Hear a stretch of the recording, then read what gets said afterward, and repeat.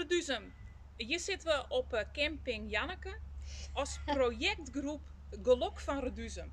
Want we hebben hem nodig. Wij hem zeker nodig, want wij zoeken nog vrijwilligers voor het weekend dat het gelok hier de Duzum speelt. En wij zoeken vrijwilligers van 15 tot 18 september. Sjoerd. Ja, Janneke, wat ik nog wichtig is om te nemen is we een info. Volgende week toonsje, 9 september om 11:08 in het café. En daarvoor kiest hij op Jan. En ik, als nou al denkt van ik wil gewoon vrijwilliger wezen, bij reduzumgelok@gmail.com. Gmail.com. Wij hebben in ieder geval echt een heel soort zin in en we hopen dat Jim u ze helpen willen om dit prachtige project te realiseren in het prachtige Reduzum. En dan kerst ik gewoon even Jeanette of Wilma en Jas geloeken, hè? Mooi ik.